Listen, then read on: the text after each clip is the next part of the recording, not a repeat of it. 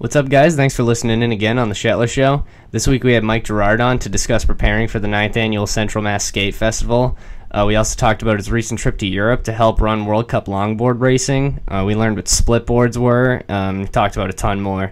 If you live in the area, come out to the Central Mass Skate Festival, August 3rd through 5th. There's going to be a street course, a mini ramp for regular skateboarding, and then for longboarding they do a downhill event, free rides, slide jam, and a big air event. Mike really busted his ass to put this whole thing together, so if you live in the area, be sure to definitely come check it out.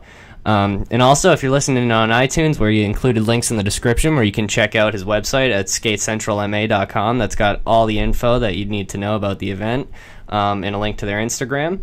And then also, before we get into the episode, just want to give you a quick update on what we got going on. Saturday, September 8th, 2018, we're going to be hosting the All I Need Fall Brawl contest at the Edge Indoor Skatepark in Taunton, Massachusetts.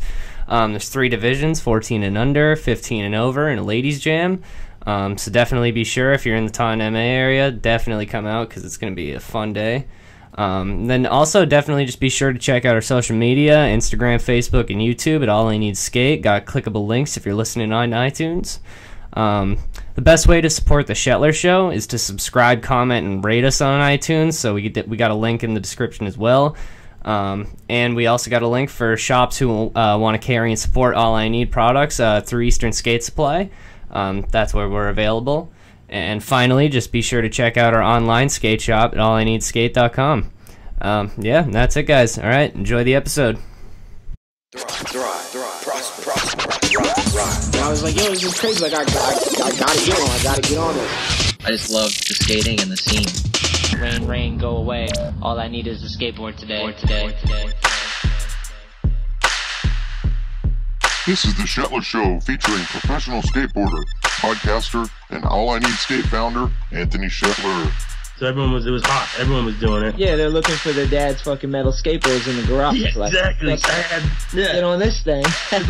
Each episode brings you amazing discussions with interesting people from all walks of life. Kind of when skateboarding clicked for me, and you learn some tricks or whatever, and you get that appreciation from your peers, you know? The other skaters are like, holy shit, like, yeah, dude, that's rad. Admiration. Yeah, the admiration or the affirmation. Real, recognized real. If I didn't experience those crazy moments in my life, then these great moments would never be as great as they have been. Honestly, like, for me, I just loved it. Like, I saw those dudes, I saw those videos, and I was like, holy fuck, this is sick.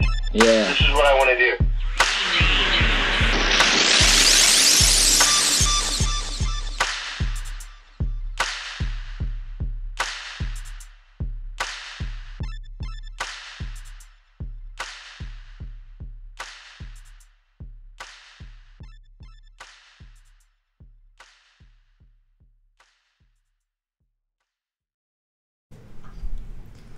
First, say hi to the intern. What's up? What's up? How you doing? Good, man. How's it going? Good. Kev, you coming with Anthony? Yeah, I'll be there. Right. Fuck yeah. Dude, right. It's going to be fun. Here. Yeah, it's going to be a good time. Hell yeah. Alright, so I guess how we'll start this off, Mike, is maybe give me a rundown of what you've been up to leading up to your event. Sure. So, preparing for the 9th Annual Central Mass Skate Festival, which is the first event I ever organized. Recently, I've been involved in some other events. So I'm on the board of the International Downhill Federation, which is like the governing body for worldwide downhill skateboard and luge racing. Nice. So I just got back from 2.5 weeks in Europe, where I was the representative for a couple World Cup and qualifier events there. And we set up like the timing system, we do the rankings, we do some of the like publicity, and so that was rad. Wait, for the luge? For downhill skateboarding and luge, yeah. And then it's in the Olympics? Not yet. Skateboarding's going to be in the Olympics. They're expressing some interest in having skateboard racing, which would be cool, but that's still like uncertainty, and it would be in the future, down the road. So we'll see. If they decide they are interested, then I think it's maybe even better suited for, like, because it's objective, there's a start line, a finish line, a timing system, like it's objective, there's no judging, there's no tricks to decide what's cooler than what. I think that's one of the main points of resistance of having skateboarding in the Olympics is how do judges decide whose style is better? How do you rank style against trick technicality? I mean, is it going to go the same way as snowboarding, where it's like spin to win, who can do a triple cork 1440? Whereas with downhill racing, it's like there's none of that subjectivity. It's just like who crosses the finish line first. Plus, there's a lot of crashes. It's crazy high speed racing. People are going 60 miles an hour plus on a skateboard or luge. So yeah, I think that would be cool. But yeah, I'm involved as a volunteer with the International Downhill Federation, so I've been starting to go to more events on their behalf, and then organizing my Central Mass Skate Festival, as well as continuing my sales rep work for ProTech, Spy Optic, Loaded Boards, Orangutan Wheels, Paris Trucks, and then my winter brands, so Jones Snowboards, Yes Snowboards, and Now Bindings. Nice. And how was your trip? Trip was epic. I mean, really incredible races. These were like some of the craziest high-speed technical tracks. The Europe scene super strong, so like the event in Kozakov in the Czech Republic was a 10th annual event, and they had 242 people racing, so it was a massive turnout, like epic, just scenery, the track, the quality of racing, like it was all very impressive. Like I've plenty of experience of my own, but seeing a race of that scale, like they go crazy big too. Like they have a massive tent, like something you'd see at a wedding, you'd be like, that's a gigantic tent. Like they go big. There's like flooring and DJs that play every night. There's like, it's basically like a music festival with also food trucks and side party tents and massage tents. It's just like crazy how well produced it is. That's sick. So that was rad. And then the event before that was in Romania, which was a newer event, but heaviest track I've ever seen in my life. And you get back to the top in this gondola, like this sick high-speed ski resort style gondola, and it goes over the track. So after you finish your run, you get back in the gondi, and you can just look out the glass and see these people coming down, like whipping down this road. Well, that's a trip.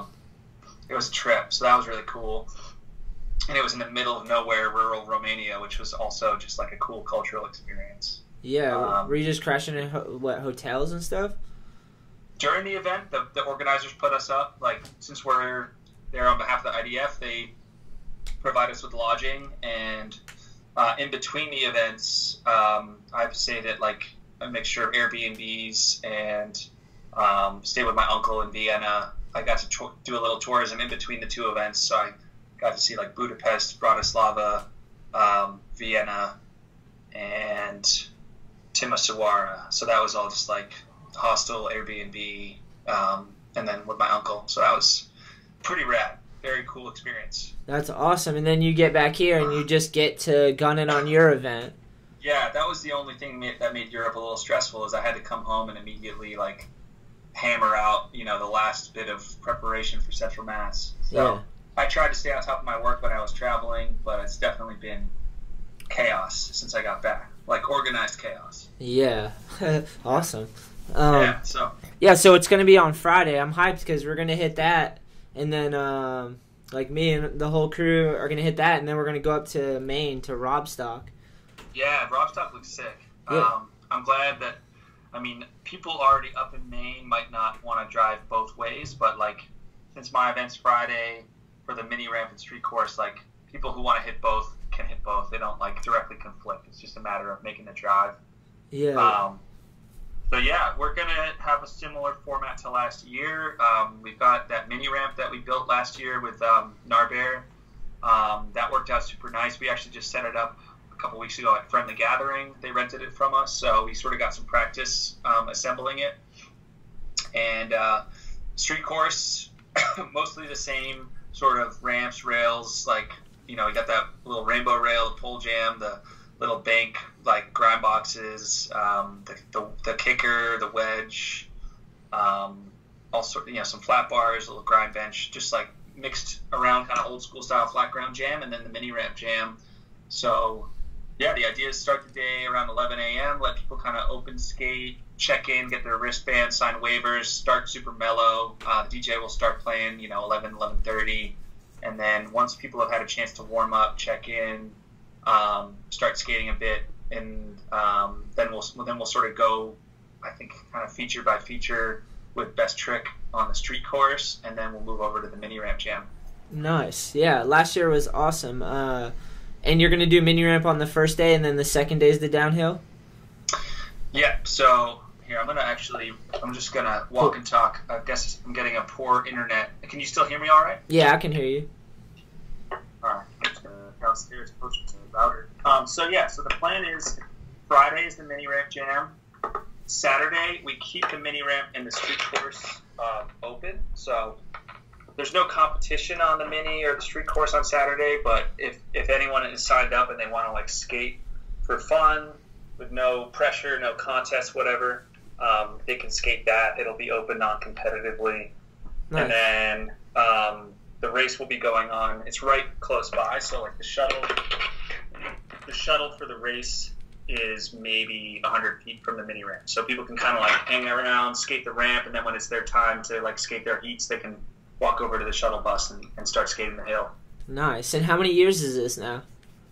9 years. Damn. This is the 9th. Sick. Yeah. And I actually already announced that next year Central Mass 10 will be the final Central Mass. Dang, really? That's it? You're going to wrap it at 10?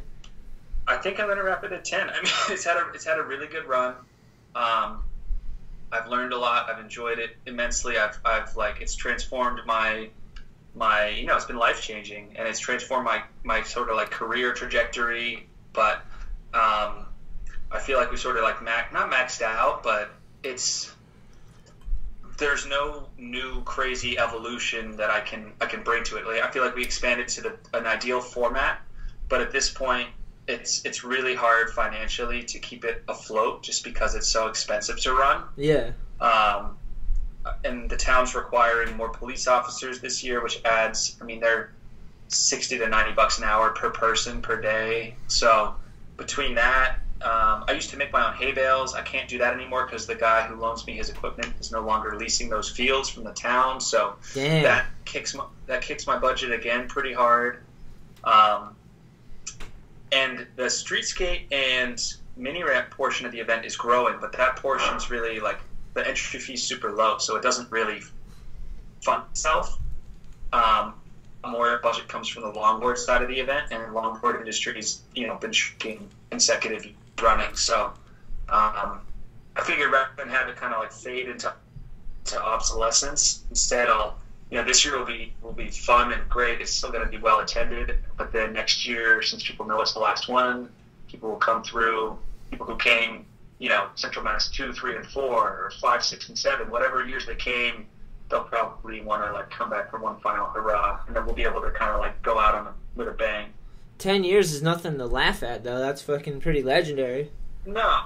I mean, usually people are like, "Oh man, it's gonna be over," and I'm like, "Yeah," but I've been doing it 10 years, and they're like, "Yeah, that's a long time." I'm like, "Yeah, it's a long time." And I have a quote real job, so it's hard to take so much time away from my real job to do Central Mass when it's just like I gotta balance, I gotta juggle all of my like proverbial balls in the air and make sure that none of them are fucking up the other ones. So this year it'll be in the same spot though, Harvard, right? Like right by the town store there? Nice. Yep, so it's pretty cool. We're like dead center, right in the center of town. It's a small little rural town, beautiful countryside. There's no like traffic lights at all. I mean, it's a super rural town, but we're in like the dead center. The general store is like the center of operations. That's where we set up the mini ramp and all the vendors.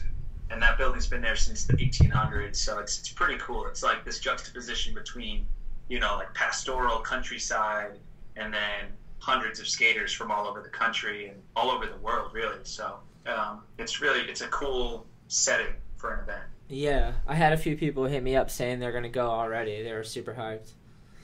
Hell yeah, that's great. Yeah, and the mini ramp last year was awesome. I had fun. We'll have a sick crew this Friday. It'll be definitely an epic session, so we'll be rolling through heavy. Yeah. So that's rad. So who are you coming out with? We got Kevin's coming, Kevin Clem, Billy Drown, Evan Mansalillo. We got Sammy Skates. Sam Kern. Oh, KK is actually watching some. Is this Mike's event? Longboard racing now. This is just a longboard racing. Oh, just dude, fucking it's belly slide right there. It's crazy though, dude. Which one are you watching? It's like a Red Bull one. Oh, we're not watching the Central Mass. Pull up a Central Mass. High-speed longboard racing.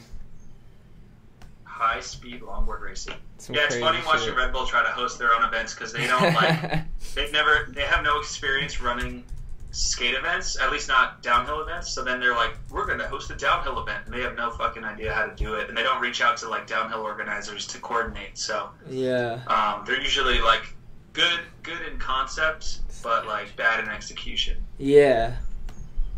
Oh shit! Here's your. Shit on that. I feel like they do just hop in wherever they find something that they think's entertaining. They're like, all right, let's have a crazy ass event. Yeah, they need to get the right people to help pull it off. The people that are embedded, like yourself, maybe, you know. I mean, that's the thing. If they don't reach out to the right people and then they host a whack event, the people are like, well, that was shitty. I don't want to go to another one of those. So I just think it's in their best interest to be like, cool, we want to do a downhill event. Who hosts downhill events for their career? Let's talk to them and make sure we do it right. Like maybe they have ideas on how to do it, like, you know, how to execute. I totally agree. How many days of hail did you have at these things?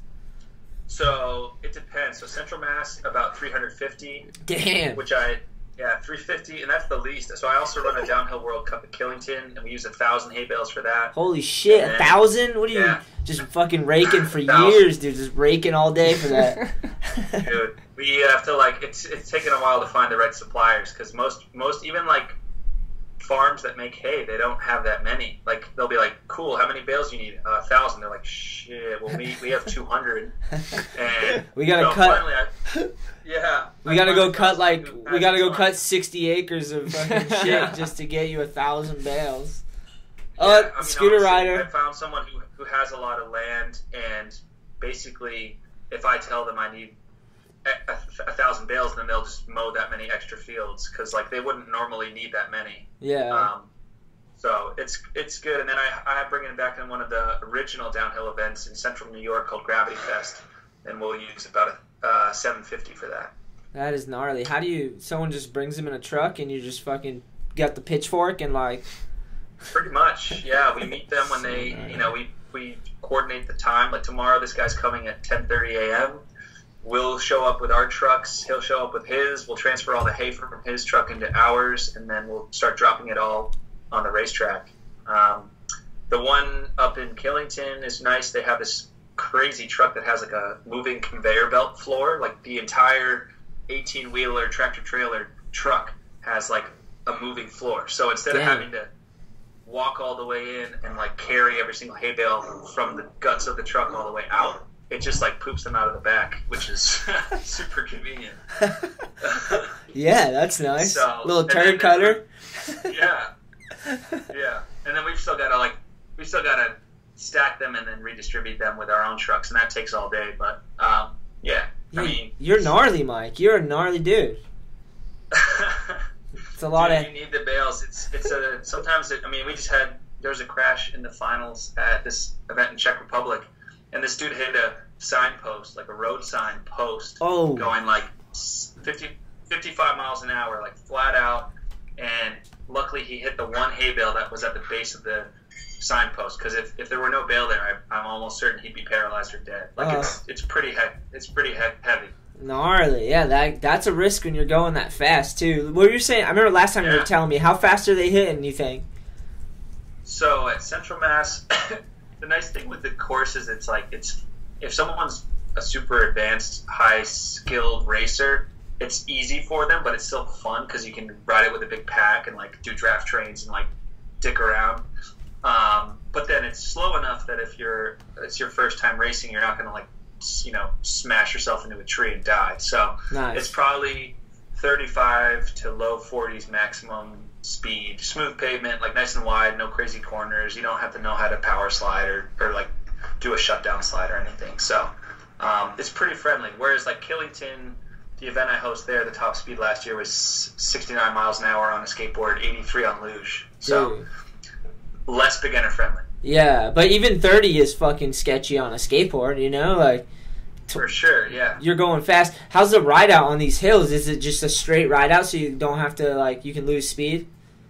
So Central Mass, yes. If you don't know how to do a shutdown slide, it's an uphill run out. So, like, you naturally come to a stop. The hill's big enough that you'll never make it all the way back up to the top. Yeah. Whereas Killington, you have to know how to put on the brakes from full speed. I mean, all right, so we cut out, but we were just talking about downhill, and we're talking about 30 miles per hour. And you were saying something about stopping. What were you saying? Like, are you just talking about power slides when you stop at the bottom, or? Yeah. So like at Central Mass, if you don't know, you like a power slide because it's an uphill run out. But at an event like Killington or Gravity Fest, you need to know how to do a power slide. Like basically, you're wearing slide gloves with a hard plastic puck on the palm, and then you intentionally do a big like pendulum slide to just skid the wheels out until you kill all your speed and then come to a stop. Because you're flying, so you can just put your arms out and whatnot. It'll just keep sliding. Like for the Killington height, like the hairpin, you're coming in almost 70 miles an hour into a hairpin corner. So you, like people bomb the straight, like speed tucking to go as fast as they can, and then they kind of like air brake for a second and then throw a, 200-foot like power slide to slow down enough to make it around the corner. Fuck, that sounds fun. It's super fun. It's like, it's the craziest shit you've ever done. Oh, Kevin pulled up the video from, this is last year, right? Yeah. Yeah, that mini ramp was super fun. Dude, that guy was so little. Remember the fucking little kid? There was the tiniest kid. Yeah. Like, I think it was 8 years old or 7 years old or something like that. And he was shredding, too. Good style. Shredding. Yeah. Yeah, that's crazy. 30 miles per hour, I don't know, dude. I'd have to power slide and hopefully not eat shit when I'm power sliding, I feel like. But they got... You'd be fine. Yeah, you think? I don't even know what the fastest is I've ever gone. I mean, for sure people are not bombing the hill on, like, Indy 139s with loose-ass bushings and, like, street wheels. They're doing it on, wider trucks that are made for more stability. They have big bushings, like... They're not running them super tight because that's actually like counterproductive, but definitely not like sloppy loose, like, pick up the street skateboard and you're like jingling the trucks around because they're so slack loose. Yeah. So, the equipment's more specialized for it, but I'm sure if we talk, maybe we should do that. If you can stick around for Saturday, we'll throw you on a downhill board, push you down the hill, and see how you go. You trying to go out with a bang, man? Yeah, dude. Send me down. They actually did a pretty cool. The Olympic Channel did a video recently with Emily Pross, who's a top women's racer in the world, and I forget who the street skater was, but they basically brought him out to some canyon hills in Malibu and tried to teach him how to power slide and downhill, and it was pretty entertaining because he could not figure out how to slide the board because you're used to riding these tiny 100A super narrow street wheels. All of a sudden you're on like a 78A super soft, extremely wide contact patch, like grippy wheel, and it's just like, it's so hard to learn how to skid those out because you need to put so much effort into the slide. Yeah, I'm riding like softer wheels. The last pair of wheels I put on were a little softer than I was used to, and I've just been a little sketched on my power slides because I'm not sure how to full throttle it. Yeah, well, you can it's cool because with a softer wheel you can slow down more effectively, but you can also hook up way more violently. Like if you do a shitty slide on a soft wheel, it's gonna send you like flying onto the pavement. Have you ever had like an injury at your event with that? Definitely, yeah. A lot of minor injuries. Okay. The worst we've had, like we've gotten pretty lucky, and we're really careful with like the safety precautions, and we have an ambulance squad on site, so most things get treated like immediately on site. It's mostly road rash, but we've definitely had like broken wrist, broken collarbone, a few dislocated shoulders, a couple concussions. But honestly, all said and done, like not as bad as you'd expect for how many people eat shit. Like it is, especially Sunday on the slide jam where like the race, everyone's bombing the hill, trying not to fall, trying to go fast and win their heats. The slide jam is just this ultra steep hill with like ramps down the upper part of it. So it's like a downhill skate park, but then it gets twice as steep and people are just doing as big and crazy and like technical of power slide tricks as they can do. So kids are going 45 miles an hour into a like toe side, stand up slide on super soft wheels. Like it's super. They get buck when they mess up. Dude, Like those fucking get slapped. ones. Yeah, they're going around the corner like fully like power slid out. It's like, the toe slide. Front side, toe side. Yeah. Look at that. Whoa, that's the longest power. Literally slide what you were sound. just describing came up. Yeah. Just that like is super so fast gnarly. stand-up slide. Dude, and if you like put too much weight downhill, it's like catching an edge on a snowboard, but instead of snow, it's pavement. Oh, man. You just get pitched into your fucking nightmare. You get absolutely brutalized. So yeah, it's pretty entertaining to watch. Dude. And most people just go away with a little bit of road rash and nothing too gnarly. I feel like I should get a leather jacket and get going and then lay back on the jacket and just get the sparks. Dude, sparklers. Rob Stock might mess up your schedule, but if you ever, maybe next year, if you guys could come on Sunday, I think you'd get a kick out of the slide jam. Because, like, there's a big air ramp. Like, we end the day, so after we finish, like, the slide jam, which is a judged contest, and then we do a biggest slide, which is everyone huddles down at the bottom of the hill, and everyone goes as fast as they can and does the biggest slide, and whoever goes the farthest, like, wins, which is just an absolute, like, slam factory. And then after that, we go to the top of the hill for the big air, so everyone's just hucking it off of this, like, pretty sweet, it's like a launch ramp with a flat top and then a rolled landing. So if you mess up, it's not super gnarly, but at the end, we basically, like, we keep pushing the landing pad further and further, like, it becomes a gap jump. Sketchy. And if you're not making it to the knuckle, you're, like, basically out. So it whittles itself down naturally to, like, whoever's still able to clear the knuckle. And it's just, like, a tunnel of people on both sides. And definitely the people who know how to ollie at high speed have an advantage. Because it's, like, it's so funny. It's, like, the longboard kids versus the skate kids. The longboarders are just fucking sending it, early grabbing as far as they can. And then the kids who know how to, like, ollie fast are, like, popping super high and, like, tweaking out grabs. So it's like it's a funny, like, usually it's one versus the other at the end. Both styles can make it pretty far. One of them just looks a lot cooler. Kevin pulled up the video of you guys moving the ramp apart and the launch. Yeah. Got a rollerblader doing some flips in that motherfucker. He just did it the last couple of years, like, out of nowhere. They don't show up at all, and then at the end, like, a rollerblader and a scooter kid just, like, come out of the woodwork for the big air, and just, I'm like, fuck, I mean, they paid to register, I guess, go for it. And then they do cool enough shit that I'm like, all right, well, everyone seems to love it, so fine, go for it. You're in. Express yourself. Yeah. Do a flip, you're in. All right. So. Do you remember what the initial spark was to start the first Central Mass?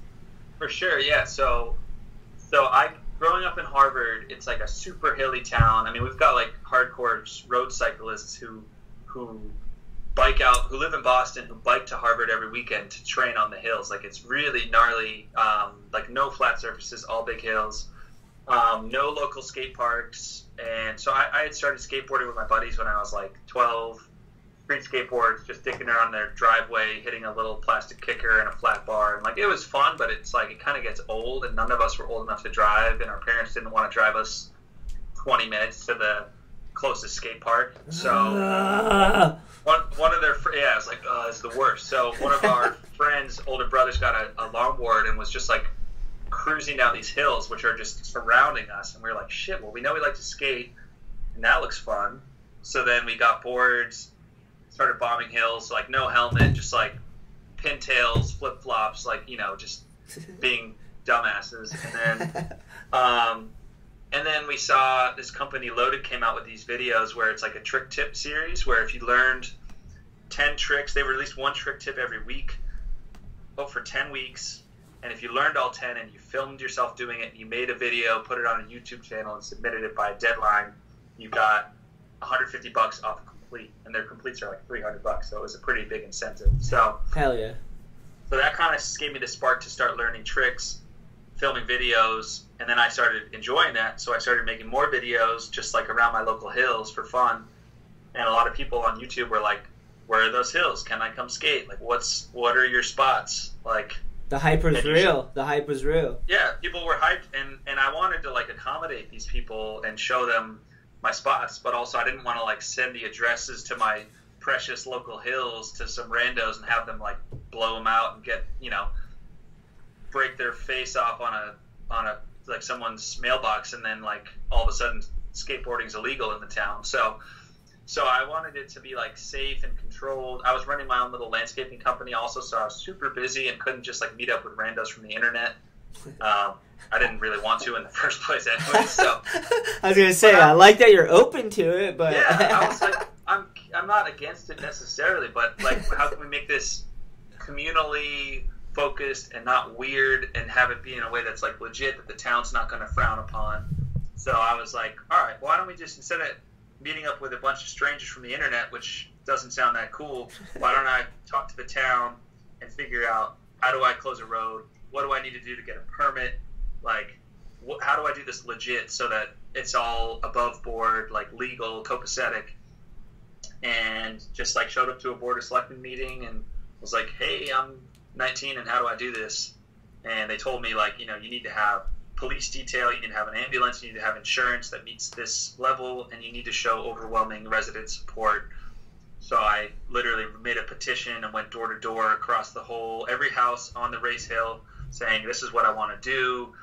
Are you in support? You know, your road would be closed for this many hours, and if you're okay with that, sign the petition. And everyone universally signed it, except for the last guy. He was a dick, but whatever. What was his grievance? What was his grievance?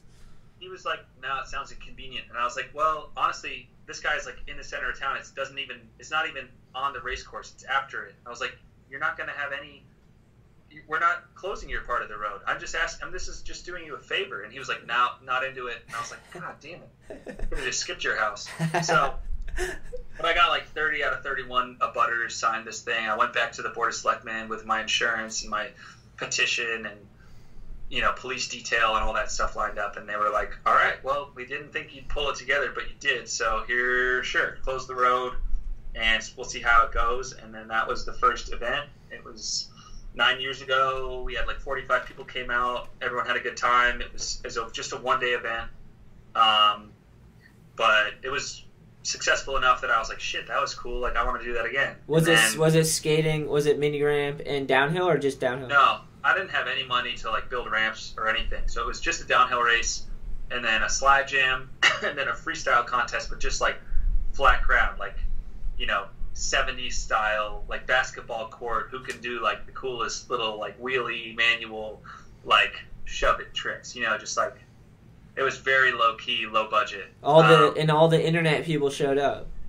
Yeah, all the internet people showed up, and then the publicity from the first year was like sufficient that more people got interested. The next year had like 100-something people, and then 200-something, and then the fourth year we expanded to a 2-day format where we had a slide jam on Sunday on a different hill because it's just a way better, like way steeper, cooler hill for that type of skating. And then the fifth year, I expanded to 3 days. I rented the mini ramp. I made my own like ramps for the street course. And then, so since Central Mass 5, it's been a 3-day format. And it's been kind of just like, ever since then, I've just been trying to perfect it, like have the best selection of ramps that I can afford and maintain, have the smoothest downhill race, the best, you know, like kind of like caliber of talent, people skating, but also never forget that the whole like value of this is that it's accommodating and welcoming to newer riders. So like try to appeal to every skill level. Like you could come in super fresh, never have been to an event before and have a blast, and then you can come in as a 10-year veteran who's won World Cups in fucking Romania and Czech Republic and still have a good time. And then you could be a ramp skater who hates longboarding or thinks that they do for some reason, and then still have fun on Friday. And, you know, it's like, I'm pretty happy with the amount of commingling. Like, I think you can vouch for it. Like, even people who'd never touch a longboard can come through on Friday and have fun. And maybe they'll laugh at the dude in the weird, like, super longboard trying to, like, sack himself on the rainbow rail. But there's no, like, animosity. Everyone's just trying to have a fun time, skate ramps, have, you know, like, be entertained and hang out. They don't do it like we do it. Yeah, no, their longboards are gay. It's like, God damn, the amount of stupid, unnecessary, like, conflict I see over that argument is silly. It's like, just have fun on a skateboard. Less more.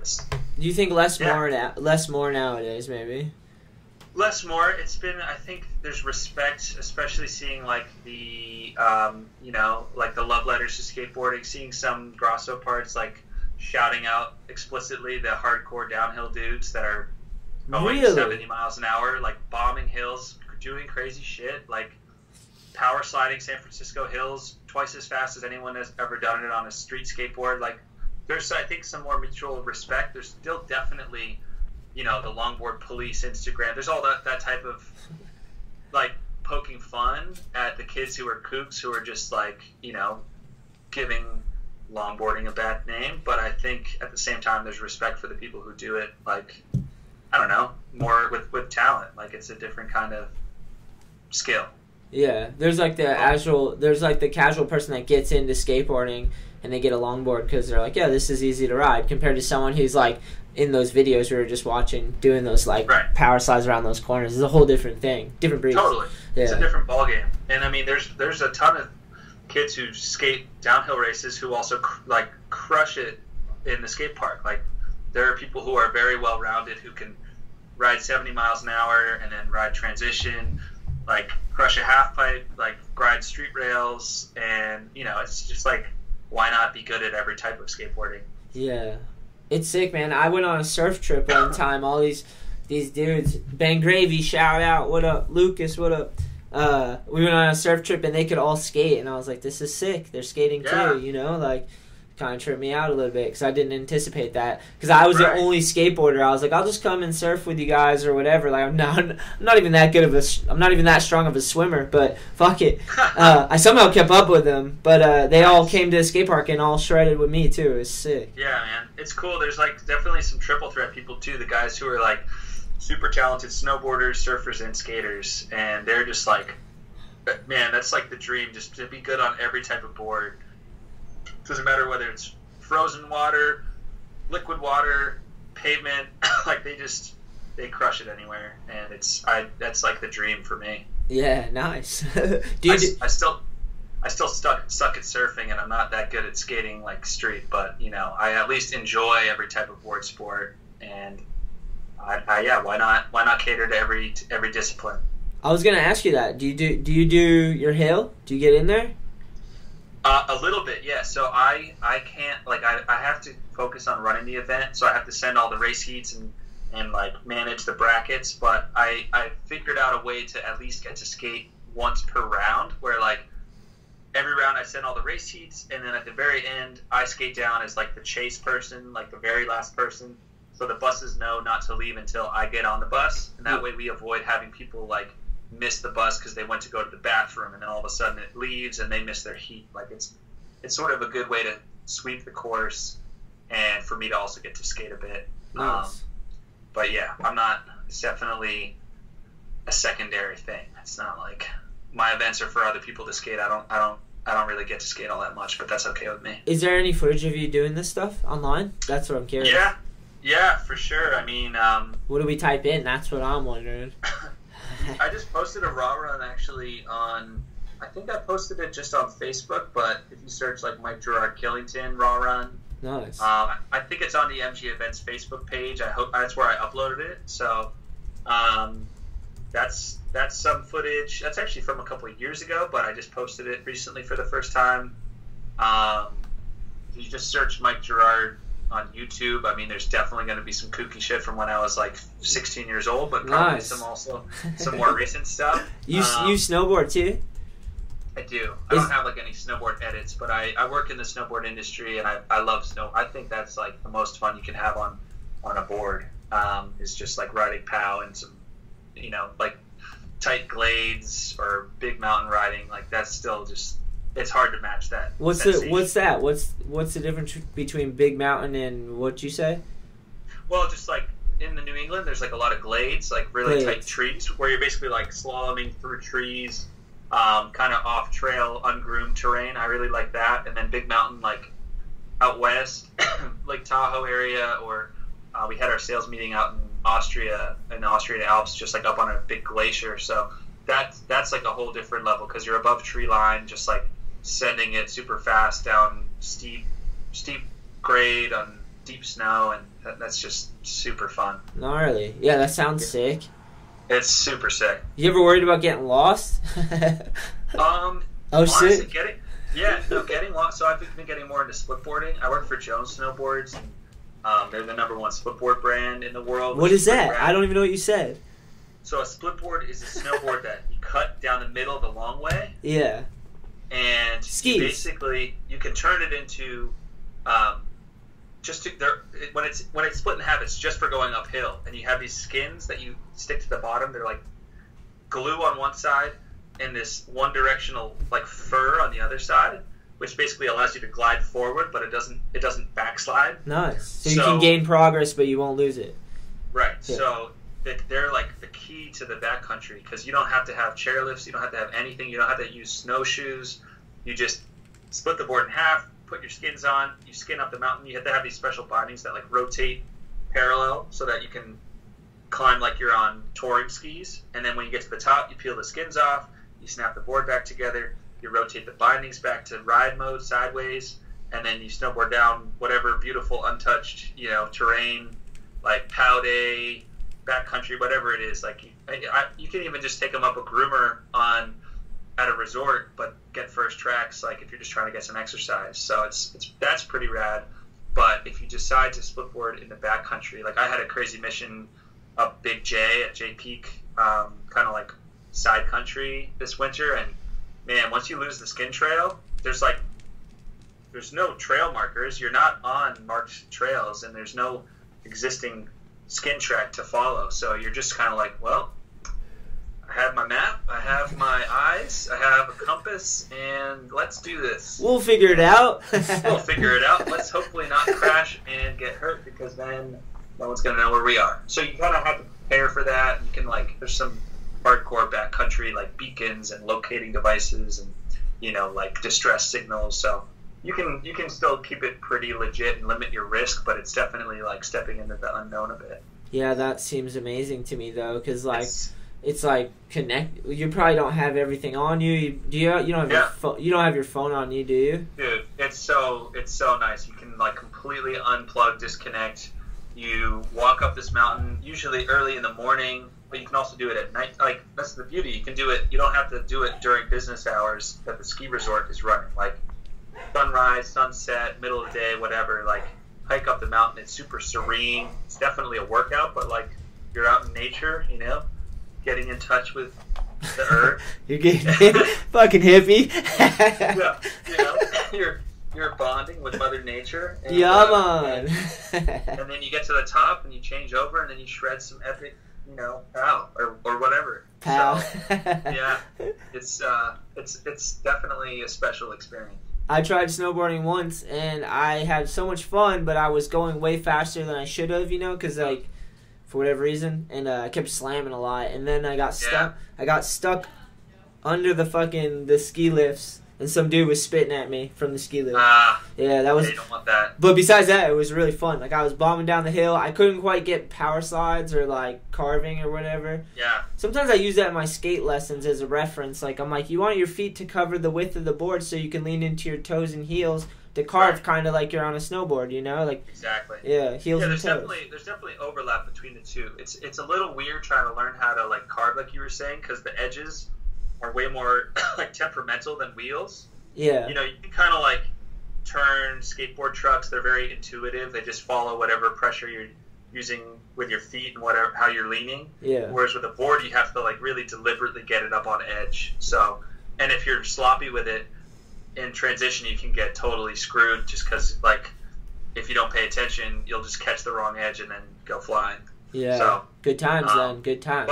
But once you get past that, like once you figure out the basics, it's so fun.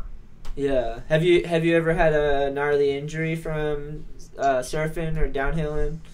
Snowboarding. Snowboarding. I definitely have had some recurring injuries. Like I dislocated my shoulder and broke my wrist. Gnarly. Snowboarding and the shoulder was like I injured it skateboarding and snowboarding. I just kept redislocating it. Nice. Until I finally had to get surgery because I fully like severed the tendon in my shoulder.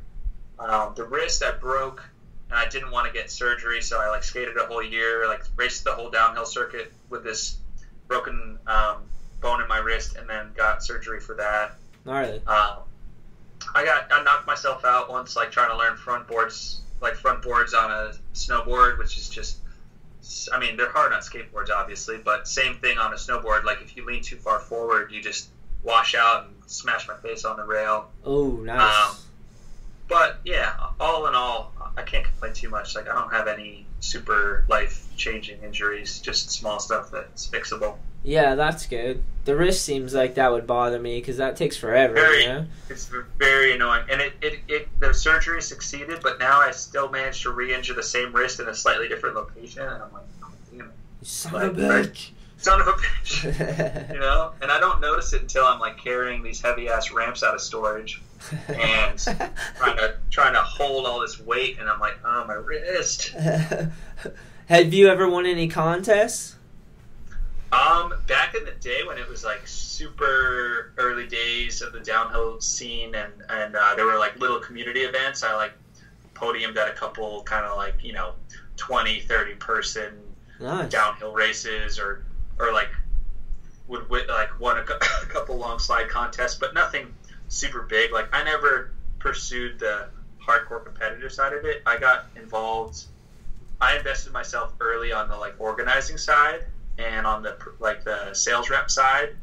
So kind of like to continue succeeding at that, I couldn't spend all my time competing because I had to like build my own, events. And I sort of chose to try to build up the community and put my effort into that, instead of just traveling around spending all my money like trying to get better at racing. Yeah, but that's cool. At least you won some. Yeah, I mean, I that was fun, and like I definitely raced a couple of years, like tried to hit as many North American races as I could, and that was a really cool experience. Nice. I didn't have any hopes of like podiuming because there were people who were just really, really ridiculously good. I mean, it would be like some dude who skates casually showing up to like, like some heavy street contest, and like obviously you don't have a hope, but like if you can land some tricks, you're stoked. Yeah, for sure. I always get nervous. Like whenever it comes to competing, I get like nervous. Even though I go into it always, I'm like, yeah, I want to do like I want to try to do like the best I can do. It's not a big deal. Like just ride. Don't get nervous. It makes me more nervous. It's impossible to not get nervous, especially like racing. I mean, you're at the starting line. You're marching closer and closer because each heat ahead of you is going, and then all of a sudden you're on the line. There's this like deep start thing. Like there's so much tension that builds up. Right when I shit my pants, right there. That's right when I shit it. And then like 4 people all push off the start line all at the same time, and it's elimination style. So the first 2 who finish advance. That's 3rd and 4th place get knocked out. So it's like there's a lot of pressure, and man, it's just like it's such a crazy adrenaline. Like even just sitting on the starting line, your adrenaline's already pounding, and then you're just in like fight or flight mode until you cross the finish line. Yeah, this stuff is crazy. What's he laying down on the skateboard? Yeah, street luge. Street luge. This is what you were just checking out, Mike? Well, the street luge that's like one of the first, like the original gravity sports. Like Biker Sherlock. Who's Biker Sherlock? Dudes. He was like one of the X Games dudes back when street luge was in the X Games. Oh, okay. He was like one of the original extreme sport like icons. But since then, downhill skateboarding's gotten way bigger. Luge is like has maybe 1/10 the number of people, but there's still like an important little niche sub community. So yeah, almost every downhill event there's like there's the open skate division, and then there's the street luge like division. Yeah, that's crazy. So they lay down on the board and they're just like romping by each other. How fast? Yeah. How fast are they going right there? Well, so luges can usually go a little faster than skaters because they have like better aerodynamics. Nice. So like at Killington, the top speed on a skateboard was just under 70, but luge went 83. So it's like they can definitely go faster. That's so fast. Fuck that. It's fast as hell. Like driving down that car, I tried to just like simulate the speed, like driving down in a car. I was like, all right, I'm going to see, because I've skated down this road at 60. I'm going to see what it feels like at 60 in a car. It is terrifying. You get to 50, you're like, nope, hit the brakes, call it off. Yeah, dude. Can't do this. That seems terrifying to me. Yeah. So it's pretty intense. It's just like, man, it's a lot of fun. And if you're wearing like the right protective gear, you got your leather suit on, your full face helmet, your slide gloves. There's a lot of 1,000 hay bales. Like you can definitely get hurt, but it's hard to get badly hurt unless you fall somewhere super weird or the organizer didn't put out the right safety equipment. Street luge is like Mario Kart for adults in real life. It is. We joke that it's kind of like what people who downhill skateboard once they get old or like overweight. They graduate to luge because it's like you just lie down and hang out. Get a beer on your belly and just like send it. Yeah. You just like we call it street lounge. That's the contest right there. Yeah, but it looks fun. Like once I get too old and brittle, I'll probably start lying down on my board and be like, all right, this is me now. This is what I do. No, but this looks reckless because like they're going down a bumpy ass road and those bales of hay. If you hit those bales of hay at that speed, you're gonna fuck your leg up or spin out and like. For sure, that's the scary thing about luge. Like we can kind of ditch off our board. Like it's rare to fall off your downhill board completely unexpectedly. Like you can usually tell, like, oh shit, I'm going too fast for this corner, or like I'm gonna get crashed out. You can kind of prepare and brace yourself and like slide off your board and like brace for impact. But luge, you can't like ditch your luge. You're stuck to it. It's like jumping out of your car. Yeah. Yeah. Good luck. Like jumping out of if you're sledding on a toboggan going fast, like you can roll out of that thing, but you don't want to roll out of a luge at 70. So this dude's about to do 100. That's what it says. Oh my god, they're claiming 100 on this. Is there a record? Top speed on luge is for sure over 100. Top speed on skateboard was just broken this year. The world record was set at like 92.3 miles per hour. Fuck yeah! Wow. Yep. No, and that's unassisted. That's not getting towed in. That's purely gravity pushed in. Like no speed assistance, just gravity. That's insane. That's insane. Luge went like 100. I don't know, 102 or something.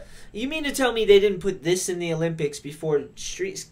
I'm not going to even say street skateboarding because it's skate park skateboarding, right? Yeah, it's park skating. Parkboarding. Yeah. Honestly, I mean, that's sort of what I was saying when we just started talking about this topic. Like, I think this makes more sense for the Olympics because this is more like sports. You know, it's like there's a start line, a finish line. There's objective ways to enforce the rules. There are rules to be enforced in the first place. Like, there are no rules in street skating and park skating. It's just like, do cool shit, but how does, like, who are the judges? Who decides what's cool? The only rule is to break the rules. Right, and who gets to decide, like, that massive frontside flip was cooler than that dude's shitty-looking 900? Like, nice. You know, it's hard. 900, yeah. Fuck yeah.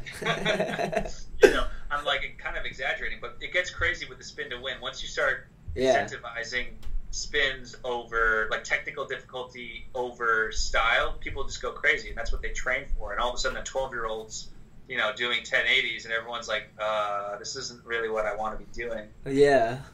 Dude, you know, so that's so crazy with the fucking longboards, dude. He's like, see how he's standing? He's standing, like, with his feet facing forward. You know, like, when I'm riding my skateboard, I get sideways, so my foot's across the board, and I can carve. This dude's standing, like, with his feet straight. The downhill, like, speed tuck sort of stance, your front foot's pretty much, like, 45 degrees angled forward, and your back foot's almost, like, I don't know, 70 degrees. It's, like, very much pointed forward. Yeah, it is. That's fucking crazy. Then when you're cornering, you sort of point your feet a little more sideways so that you can have weight over both of your edges. So you kind of, like, the feet are pointed forward when you're tucking, and then a little less forward for cornering. Okay, I see. Yeah, he's, like, adjusting his feet right here. Dude, this is insane. He's flying, standing up like that. If he fell off right now, limbs are coming off, right? KK? Dude, it's so funny reading the comment sections on these videos, because people are like, one little pebble is all it would take. He hit. That's like, dude. Soft wheels. He's going to be going over that thing. It's amazing what you can roll over at that speed with big wheels. Like, it's really hard to stop the board. You'd have to hit, like, a tree or a massive boulder. Like, little pebbles and shit, just like they just skitter out of the way. Yeah, this guy's got speed wobble a few times and almost died. It's pretty reckless. There's, like, cars passing him and shit. If you the video of me hitting Killington, I think I hit like 63, 64, and I definitely got some speed wobbles, but I managed to tame them, which was nice. I was thankful for that. this guy's is just insane because there's cars, right? So, like, what if a car just came out of the sideways? Like, you're pretty much just fucked. Yeah, right? Yeah, you just die. That's it. What do you do? Yeah, you're pretty much just fucked. Yeah, that's the problem with downhill skateboarding. So, like, street skating, park skating, there are all these skate parks where it's legal and safe and, like, a condoned area to participate. Like, it's built for that. Whereas to get good at downhill, like, your only options are to skate open roads or to go to events. And events are expensive and they're intimidating if you're a noob. And then open roads are intimidating because if you're new to it, then you're maybe going to hit a car and, like, die. So yeah. So that's, like, I think I sort of mentioned that the longboard scene has been kind of shrinking a bit over the years. And I think that's the main reason why. Like, there's no safe, reliable place to do it. And the hills that are safe become popular, and once they become too popular, the residents get mad, and then it becomes illegal there, and people get ticketed. So, like, spots get good, and then they get blown. And then it's just, like, this shuffling around of, like, where do we get to skate that's safe, that we won't get bothered by the cops, and that's not highly trafficked with oncoming, cars. Yeah. So there's really, it's like, it's this inherent limitation to the whole scene. So that's why I believe so much in the value of events, because events are the only way that I can confidently offer a safe experience where we minimize the risk. There's no cars on the track. There's hay bales in front of all the scary shit. And there's a truck to bring you back to the top. You don't have to have your friend shuttle you or hitchhike or whatever. So, yeah, I mean, that's the thing. Events are essentially our temporary skate parks for downhill, Yeah. There are only a couple, like, quote, downhill skate parks in the world where they paved a road specifically for that, and it's not open to now, yeah, there's one in Kamloops, British Columbia, and it's sick, but it's still like a dinky little hill, and it's fun to dick around on and practice slides, but you'd get bored of that, like, after, the beauty of downhill is, like, there's so much diversity. There's all these different runs. They have different characteristics, different types of pavement, different corners, top speeds, like, they all have their own redeeming values, and it's like different skate parks. Like, you probably like the Team Pain parks for this reason, Warside for the crusty, DIY factor, the Edge because it's massive and indoors and open year-round, open late, like, sort of the same thing. You've got the hectic high-speed roads, the mellow, neighborhood cruiser run, like, but the problem is none of those are really legal, and you might hit a car. Yeah. It makes sense. Yeah, you can't be fucking shut up. But, dude, he's got no shoes on. What is that fucking guy? Put some fucking shoes on, bro. That's stupid. I have some friends who film video parts with no shoes. I think just to, like, flex and be like, yeah, I can do this with no shoes. Like, dude, I don't care. Put some fucking shoes on. You're about to lose a toe. There was a dude who went down the Catalina Island. There's a pretty sweet event that used to happen on Catalina Island, and this guy went down with no shoes on just to, like, dick around, and then he got to the bottom and couldn't power slide enough to slow down, so he needed to foot brake. Like, that's the only other way to slow down, but he had no shoes, but he, like, had to do it, so he fucking foot braked the skin off the bottom of his feet and had to go to the hospital, and was just like, dude, like, literally skinned almost to the bone. It was just a nightmare. Holy shit. So bad, and it's like, dude, that's why you wear shoes, man. Yeah, that's a fucking nightmare story right there. yeah, dude. I haven't seen him at an event ever since then either, which is funny. It's like, I think he just kind of, like, faded away into the background. Yeah, he was like a half an inch shorter on one side, where it fucking to the bone. Yeah, platform shoes, man. Yeah, fucked up. yeah, fucked up. No. Yeah, well, I was gonna say before, it's like, that's why, like, 10 years is a pretty amazing run that you had you had the hype to, like, do all it takes to actually pull that off and to keep it going for 10 years is, like, I wonder if anyone else around is doing it or interested in doing the event. I don't know. So the problem with the event is it's extremely expensive to run. They're unwilling to have an out-of-towner kind of, like, there's this weird dynamic where they were open to me starting the event because I lived in the town. I grew up there. I went to the public school, the elementary school. Like, I was part of the community. I was running my own landscaping business in town, and So it wasn't like some out-of-towner trying to exploit them or like profit off of their community. And it remains very much not profitable. Like, I might lose money this year, but there are some residents in town who figure, well, why would he keep doing it if it weren't profitable? But I guess we'll tolerate it because he's a local. But if some dude from Connecticut decided to come in and close their roads down, inconvenience their traffic, you know, basically be a burden on their infrastructure in the eyes of, like, the haters, you know? Yeah. And it's from some profiteering outsider who's trying to just make a buck off of their generosity. Like, there's this weird resistance to it.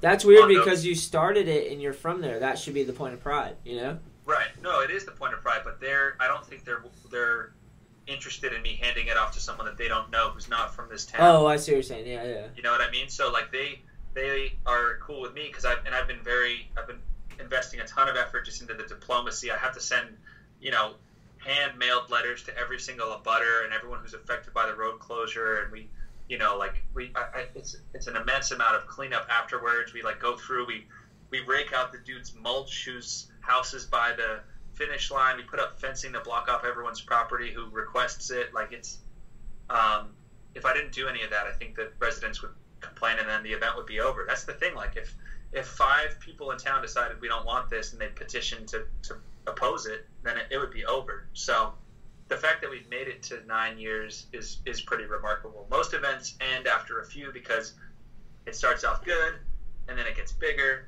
and then people ruin a good thing. People always ruin a good thing because they trash the hotel. Some 17-year-old gets fucking blackout drunk and goes to the hospital for drinking. Someone destroys the bar. Someone burns down. You know what? It's just like there's a million ways to ruin a good event, and most events get ruined in their first 5 years for some reason or another, or they lose money and the organizer says, "I just don't need to keep doing this." So yeah, I do take pride in having made it this far, and it's taken a lot of effort and money, and luckily by now I own my own speakers. I own my mini ramp. I own enough of my own assets. Like, I can run it on a trimmer budget, but I still got to pay $4,000 to the cops, $3,000 for the buses, $1,000 for insurance, another $1,000 for all the rental equipment. Like, by the time everything's done, I've spent almost 20 G's. So if I don't make that back in sponsor fees and registrations, then I'm personally fucked. So that's why I'm like, I believe even if I barely break even, I still think it's worth it for the good of the community to grow the skateboarding scene and support the health of the industry. Yeah. But I can't, even with that perspective, I'm still not willing to lose $5,000 out of my own pocket just for it's really expensive philanthropy. So I kind of have to draw the line somewhere. Fair enough. Fair enough. You know, so I figure that's why, you know, this year is probably the lowest budget I can afford to do it without losing my shirt, and then next year go out big time. Like, a lot of heads will come back from the West Coast or wherever they move to that want to experience the last Central Mass, and then that'll be, hopefully they don't burn down the hotel in the last one. Dude, that's what everyone's going to be like, oh, well, there's no future event to have to be on our best behavior for. Let's fucking do it. Running an event is like controlled chaos, especially a skateboard event, because there's young people. Young people are random, you know. Young people. There's young people. There's drunk people. There's people that are out there. There's all sorts of wild cards, man. And they love to just make a ruckus. And man, it is. The amount of damage control I had to do is crazy. People last year, the hotel sent me like a 3-paragraph essay of how much shit got messed up, and they sent me a picture of a bathtub that was literally black. Like, the whole thing was just black, and I was like, "What happened?" Like, no one is that dirty. No one is so dirty that they washed off and the bathtub looks like that.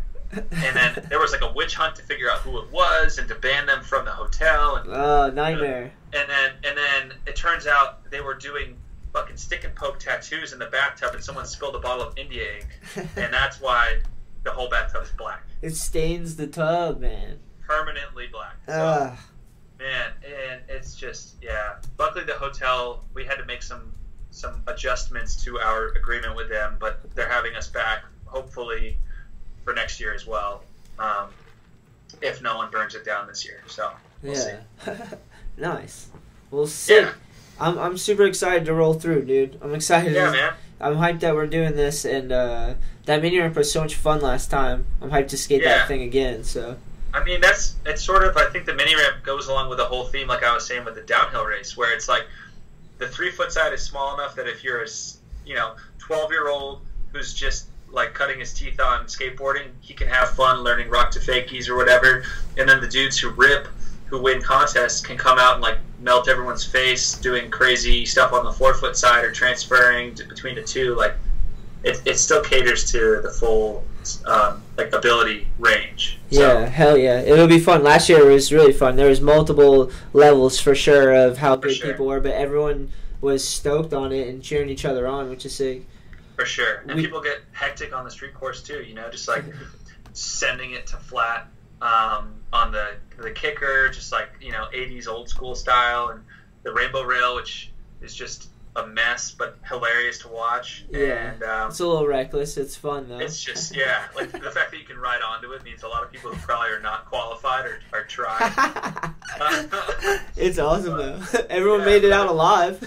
Yeah, but then the people who are good are like lip sliding it and doing crazy, like spins off of it. That's sick. Yeah, me and Kevin were just doing this whole week. We've been doing skate camp at the Edge. Sick. It's been sick. We've had 8 kids, you think? Yeah, I think 8. Yeah, sick. Is it for a week long? Like how long's their camp session? 9 to noon from Tuesday to Friday. Sick. Yeah, it's pretty sick. I usually get there early. Like last few days, I woke up early and got there and just stretched outside for a while because I was feeling every bit of 35. I was like, just fucking. Damn kids are running me around. Trying to stretch it all out. I'm like, this has got to go somewhere. They're like, Anthony, we can't keep stretching. You're like, shut up and stretch. Tired. I know, but we've been skating a bunch though. It's been awesome. Like they've been killing it. It's been rad, dude. It's sick to hang out with all the different kids and the different level. It's hard when you have a lot of people, and some are at beginners and some are just autonomous, having kids that need attention, whereas other kids are more just going at it. That's a little weird dynamic, but well, yeah, because you feel like people are getting different value out of their entry or their fee, And yeah, it's trying to pull them together, which is hard, Right. Exactly. Yeah, you got to keep everyone happy. And, man, I was feeling old today. The sides of the race hill and the slide jam hill, there's, a lot of overgrowth that the Department of Public Works usually trims back so that people can walk up the road without, having to walk in the road. Yeah. But this year, they didn't think they were going to be able to trim it in time. And I was like, shit, well, we really need it to be trimmed. I still have my landscape, my brush cutter and my weed whacker and leaf blowers, and I was like, can we just do it ourselves? And they were like, yeah, if you want to do our work for us, we won't say no to that. Just free labor right there. And I was like, tight, I'll go do that. And then, man, weed whacked for 2 hours, and my fucking shoulder, it feels like I got in a fight, like a wrestling match with someone. I feel so beat up. And then today we had to get all the ramps out of our storage unit and then get the whole mini ramp out of a different storage unit, and it's just set up all the fencing for the spectator zones, and tomorrow we'll do all the hay bales, and I just feel like I'm getting my ass kicked, but it's good hard work. It's honest hard work. Yeah, for sure, dude. I know the feeling. After a while you're like, oh my god, when does it stop? Yeah.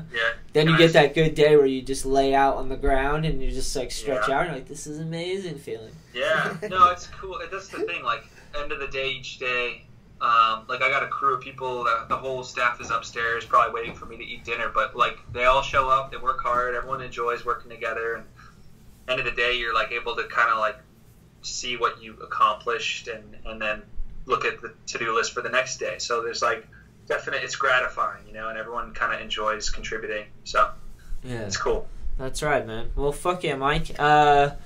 Anything else? Shall we leave the people? I think we can leave them. I'll send you the links to include, but yeah, everything important is on the event website, skatecentralma.com.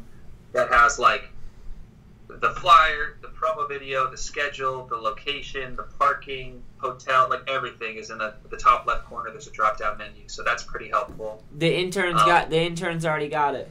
Intern is on it. KK, thank you. Got you. And so I'll send you that, and the promo videos right on the homepage. We got all the sponsors listed on there. There's a volunteer form for people who want to just work the event, but we've already got a pretty solid squad. There's an FAQ for like people who are listening to this might have no idea like what any of this means. So there's like a frequently asked questions that kind of covers some of the ground rules and basics.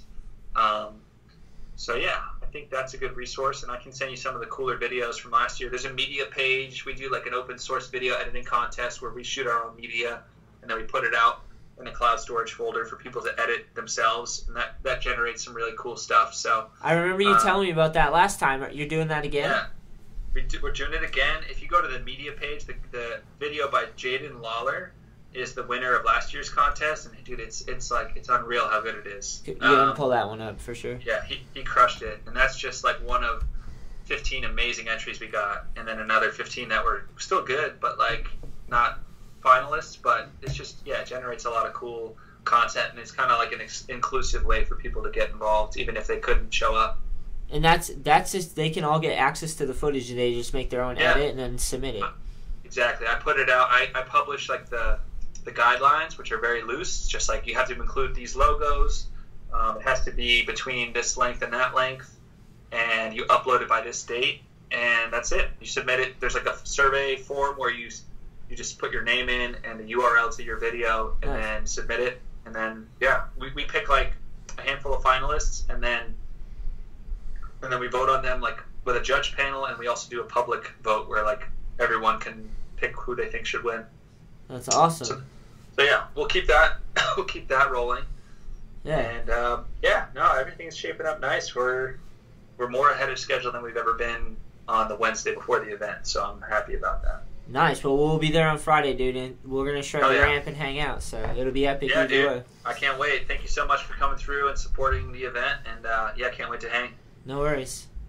All right, later, Shetler. See you, KK. Later, homie.